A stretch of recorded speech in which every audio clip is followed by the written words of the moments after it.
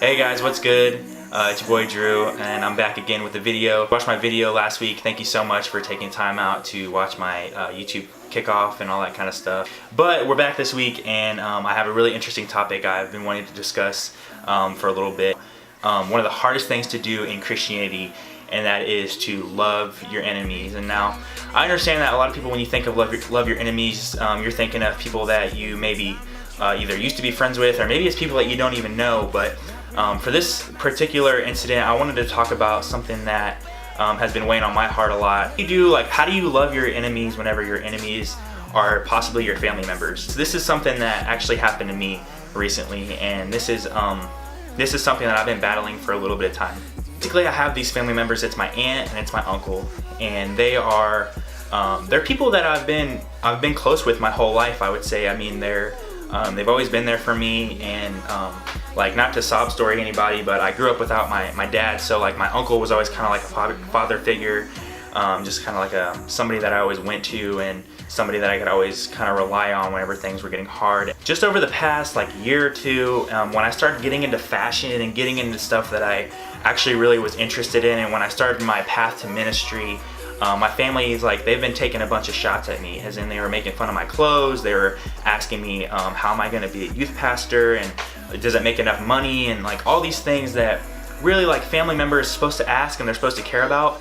But it was to the point where it was kind of ruining my whole thought process of family. I didn't want to go to family events.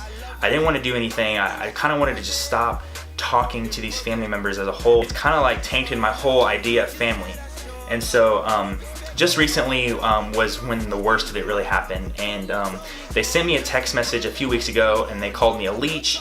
They told me that I'm not paying bills, and like, I could go into details on and on about this text, but for the gist of it, I'll just keep it and I'll summarize it real quick. Basically, they told me that my path to ministry is ridiculous because who am I to lead people when I don't even have any life experiences and all this kind of stuff. And mind you, this is family, so this one was like really cutting deep, and it was weighing on my heart, and it was to the point where I was resenting family, and I didn't even want to go to our Christmas Eve as a family because I just didn't want to see anybody, and I was just getting this horrible image of family. Until about a couple weeks ago, I started this plan on YouVersion. If you don't have YouVersion, it's basically just a Bible app, and you can go through plans on there, and it has like a week, it has like, a 13-day plan and all this kind of stuff. And I started this plan. It's called Love Like Jesus. And so this one, I've done plans in the past, and it's like whatever, like they have like a daily devotional somebody's wrote, and you can just like, you can go in there, you can like look at it, and you can like go.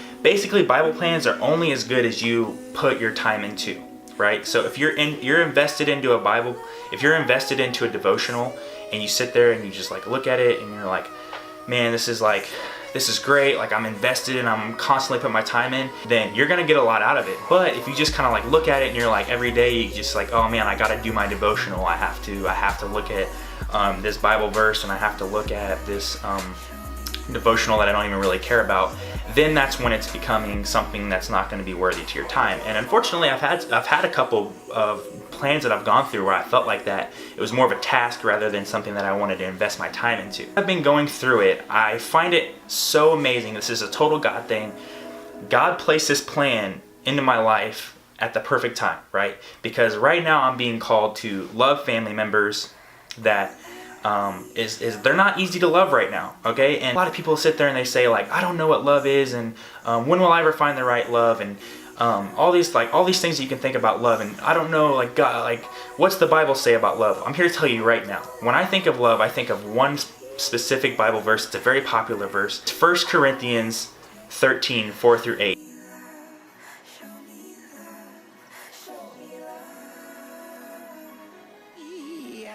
Crick in my neck, limp in my step, cramping in my muscles every time I try to flex. Is patient, love is kind, it does not envy, it does not boast. That's the gist of it, right? And it goes through and it lists all these things that love is, and this is what God tells us love is. I don't know what love is. Well, maybe you should just look at the life of Jesus. Jesus exemplified love to a T. And loving your enemies is incredibly hard. It's one of the hardest things about being a Christian, right? Because you don't want to love your enemies. Society has put a spin on enemies to make it look like, okay, you have an enemy, You don't like them. Maybe you throw shade at them. You talk about them behind their back. You do things that you're supposed to do to an enemy, but really, if you look at the life of Jesus, he did nothing but love his enemies, the people who persecuted, the people who hated. While he's literally dying on a cross for people that are crucifying him, he's still loving them. The whole reason he's dying is because he loves people, right?